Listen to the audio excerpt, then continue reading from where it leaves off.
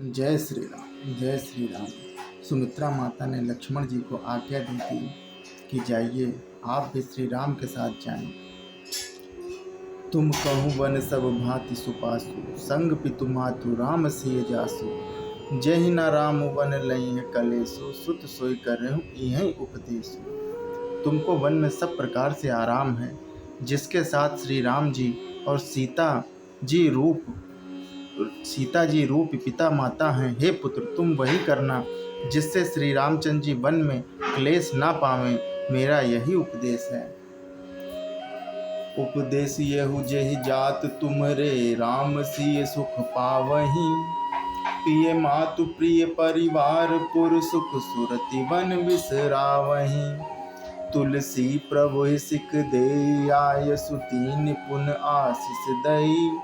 रति होई अबिरल अमल सिय, रघुवीर पद नित नित नई। हे तात, मेरा यही उपदेश है, अर्थात तुम वही करना जिससे वन में तुम्हारे कारण श्री राम जी और सीता जी सुख पावें और पिता माता प्रिय परिवार तथा नगर के सुखों की याद भूल जाएं। तुलसीदास जी कहते हैं कि सुमित्रा जी ने इस प्रकार हमारे प्रभु श्री लक्ष्मण जी को शिक्षा देकर वन जाने की आज्ञा दी और फिर यह आशीर्वाद दिया कि श्री सीता जी और श्री रघुवीर जी के चरणों में तुम्हारा निर्मल और निष्काम अनन्य एवं प्रगाढ़ प्रेम नित नित नया हो। मातु चरण से रुनाई, चले तुरत संकित हृदय। बागुर विषम तोराई, मनहु भाग मृगु भाग बस। माता के चरणों में सिर नवाकर हृदय में डरते हुए कि अब भी कोई विघ्न न आ जाए, लक्ष्मण जी तुरंत इस तरह चल दिए जैसे सौभाग्यवश कोई हिरन कठिन फंदे को तुड़ाकर भाग निकलता है। गए लखन जह जानकी नाथू, भे मन मुदित पाई प्रिय साथू। बंदी राम सिय चरण सुहाए, चले संग नृप मंदिर आए। लक्ष्मण जी वहाँ गए जहाँ श्री जानकी नाथ थे और प्रिय का साथ पाकर मन में बड़े ही प्रसन्न हुए। श्री राम जी और सीता जी के सुंदर चरणों की वंदना कर वे उनके साथ चले और राजभवन में आए। कहीं है परस पर पुर नर नारी, भली बनाई विधि बात बिगारी। तन क्रस मन दुख बदन मलीने, विकल मनहु माखी मधु छीने। नगर के स्त्री पुरुष आपस में कह रहे हैं कि विधाता ने खूब बनाकर बात बिगाड़ी है। उनके शरीर दुबले, मन दुखी और मुख उदास हो रहे हैं। वे ऐसे व्याकुल हैं जैसे शहद छीन लिए जाने पर शहद की मक्खियां व्याकुल हो जाती हैं। कर्म जहीं सिर धुनि पछिताही, जनु बिनु पंख बिहग अकुलाही। भई बड़ी भीर भूप दरबारा, बरनि न जाई विषादु अपारा।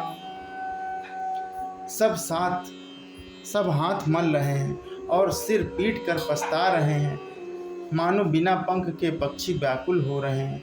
राजद्वार पर बड़ी भीड़ हो रही है, अपार विषाद का वर्णन नहीं किया जा सकता। सचिव उठाए राव बैठारे, कहीं प्रिय वचन राम पगुधारे। सिय समेत दो तनय निहारी, व्याकुल भयो भूमि पत भारी। श्री रामचंद्र जी पधारे हैं। वे प्रिय वचन कहकर मंत्री ने राजा को उठाकर बैठाया। सीता सहित दोनों पुत्रों को वन के लिए तैयार देखकर राजा बहुत व्याकुल हुए। सिय सहित सुध सुभग दो, देखी देखी अकुलाई। बारहि बार स्नेह बस, राउले उरलाई। सीता सहित दोनों सुंदर पुत्रों को देखकर राजा अकुलाते हैं और स्नेह बस बारंबार उन्हें हृदय से लगा लेते हैं। सकई न बोली बिलग विकल नर नाहु, शोक जनित उर दारुण दाहु।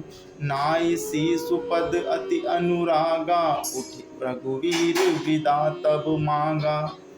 राजा व्याकुल हैं, बोल नहीं सकते, हृदय में शोक से उत्पन्न हुए भयानक संताप है।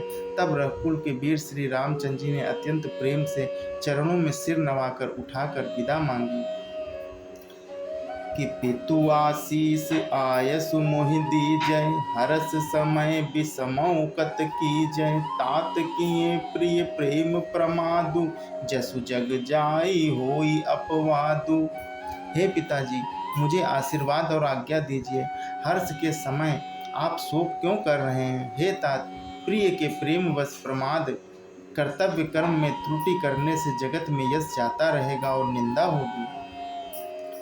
सुनि सनेह बस उठ नर नाहा, बैठा रे रघुपति गहि बाहा। सुनहु तात तुम कहु मनु कहि हैं, राम चराचर नायक अहि हैं। यह सुनकर स्नेहवश राजा ने उठकर श्री रघुनाथ जी की बाह पकड़कर उन्हें बैठा लिया और कहा कि हे तात सुनो, तुम्हारे लिए मुनि लोग कहते हैं कि श्री राम चराचर के स्वामी हैं। शुभ अरु अशुभ करम अनुहारी, ईसु देई फल हृदय विचारी। करई जो करम पाओ फल सोई, निगम नीति असि कहे सब कोई। शुभ और अशुभ कर्मों के अनुसार ईश्वर हृदय में विचार कर फल देता है। जो कर्म करता है वही फल पाता है, ऐसी वेद की नीति है। यह सब कोई कहते हैं। औरों करें अपराध कोई, और पाव फल भोगु। अति विचित्र भगवंत गति, जो जग जाने जोगु। किंतु इस अवसर पर तो इसके विपरीत हो रहा है। अपराध तो कोई और ही कर रहा है और उसके फल का भोग कोई और ही पाए। भगवान की लीला बड़ी विचित्र है, उसे जानने योग्य जगत में कौन है? जय श्री